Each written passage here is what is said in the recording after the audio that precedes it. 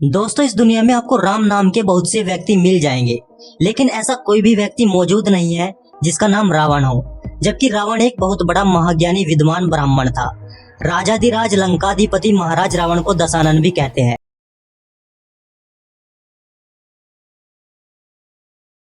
ऐसा कहा जाता है कि रावण लंका का तमिल राजा था, जिसका सभी ग्रंथों को छोड़कर वाल्मीकि द्वारा लिखित रामायण महाकाव्य में रावण का सबसे सटीक प्रामाणिक इतिहास मिलता है।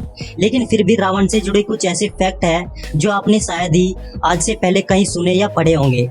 रावण के अलग अलग भागों से संग्रहित करके आज हम आपको रावण से जुड़े कुछ ऐसे फैक्ट के बारे में बताने वाले हैं, जिससे ये पता चलता है कि रावण केवल दुराचारी ही नहीं बल्कि धर्म में बहुत ज्यादा विश्वास रखने वाला एक महाज्ञानी विद्वान ब्राह्मण था। फैक्ट नंबर 1, रावण था ब्रह्मा जी का पड़पोत्र।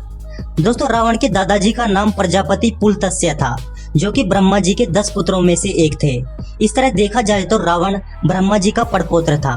हाँ, वो बात अलग है, रावण ने अपने पिताजी और दादाजी से अलग हटकर धर्म का साथ न देकर अधर्म का साथ दिया था। फैक्ट नंबर 2, एक बार रावण ने बनाया था शनिदेव को भी बंदी। दोस्तों, ऐसा माना जाता है कि रावण इतना ज्यादा शक्तिशाली था कि उसने 9 ग्रहों को भी अपने अधिकार में कर लिया था।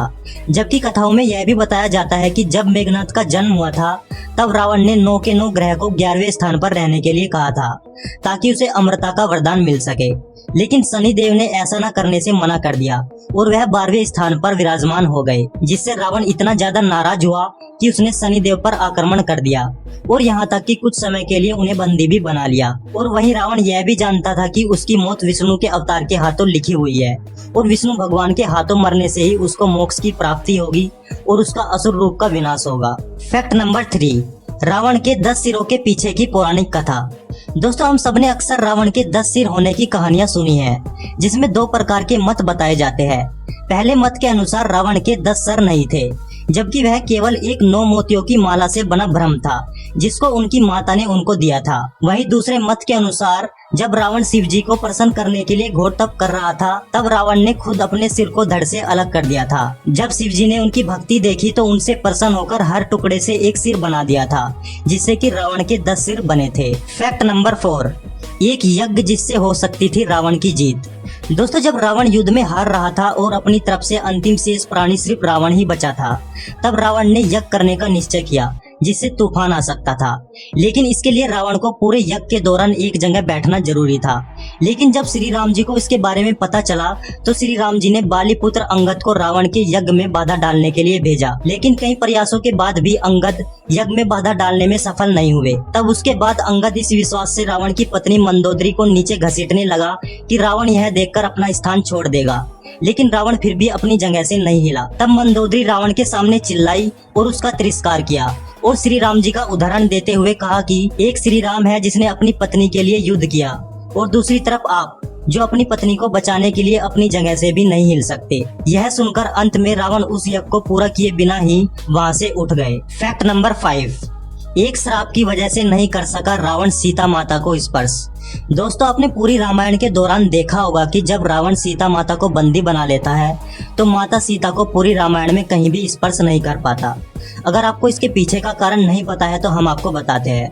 दोस्तों, ऐसा कहा जाता है कि रावण महिलाओं के प्रति बहुत जल्द आकर्षित होता था और अपनी इसी कमजोरी के कारण रावण एक बार नालाकुरा की पत्नी को अपने वश में करने की कोशिश कर रहा था और तभी उस स्त्री ने रावण को श्राप दिया था कि रावण तो अपने पूरे जीवन में कभी भी किसी भी स्त्री को उसकी इच्छा के बिना स्पर्श नहीं कर सकेगा और अगर तू स्पर्श करेगा तो तेरा विनाश हो जाएगा।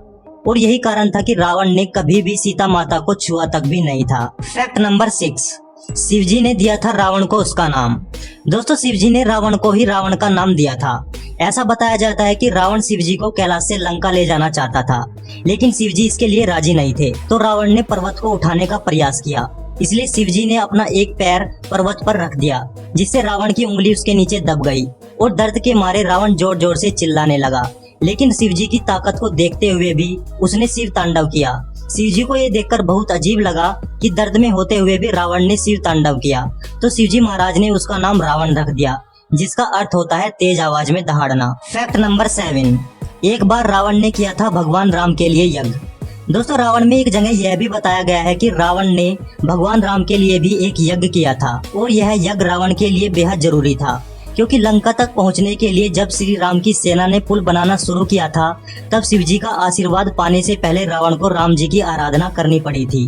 वैसे हम आपको बता दें, रावण तीनों लोकों का स्वामी था और उसने न केवल इंद्रलोक बल्कि भूलोक के भी एक बड़े हिस्सों को अपने असुरों की ताकत बढ़ाने के लिए कब्जे में किया हुआ था। फैक्ट नंबर 8, पूर्व जन्म में रावण कुंभकर्ण थे भगवान विष्णु के द्वारपाल। दोस्तों, रावण और कुंभकर्ण वास्तव में भगवान विष्णु के द्वारपाल जय और विजय थे, जिनको एक ऋषि से मिले श्राप के कारण उन्हें राक्षस कुल में जन्म लेना पड़ा था और अपने ही आराध्य से उनको लड़ना भी पड़ा था। श्री राम और रावण की बातचीत में एक बार राम जी ने रावण को महाब्राह्मण कहकर पुकारा था, क्योंकि रावण 64 कलाओं में निपुण था, जिसके कारण उसे असुरों में सबसे ज्यादा बुद्धिमान व्यक्ति माना जाता था। फैक्ट नंबर 9, रावण था एक आदर्श पति और आदर्श भ्राता। दोस्तों, रावण के बहुत से नाम थे, जिसमें दशानन सबसे लोकप्रिय नाम था। रावण एक आदर्श भाई और एक आदर्श पति था। इस तरह उसने अपनी बहन सुपर्णखा के अपमान का बदला लेने के लिए इतना बड़ा फैसला लिया था, जो कि बाद में उसकी मौत का कारण बना था। दूसरा, उसने अपनी पत्नी को बचाने के लिए उस यज्ञ से उठ गया था, जिससे वह श्री राम की सेना को तबाह कर सकता था। इसके अलावा जब कुंभकर्ण को ब्रह्मा जी से हमेशा के लिए नींद में सो जाने का वरदान मिला था, तब रावण ने वापस तपस्या करके इसकी अवधि को 6 महीने के लिए किया था, जिससे पता चलता है कि उसको अपने भाई बहनों और पत्नी की कितनी फिक्र थी।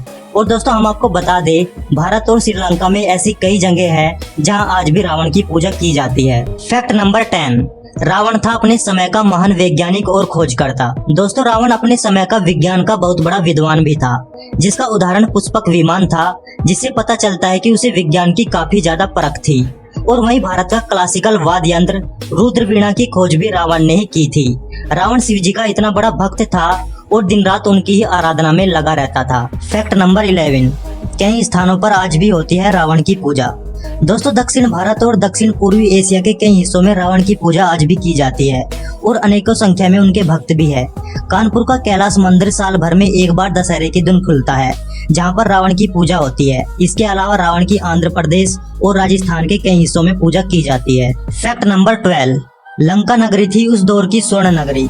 दोस्तों, लंका का निर्माण विश्वकर्मा जी ने किया था और जब उस पर रावण के सौतेले भाई कुबेर का कब्जा था। जब रावण तपस्या से लौटा था तो उसने कुबेर से पूरी लंका छीन ली थी।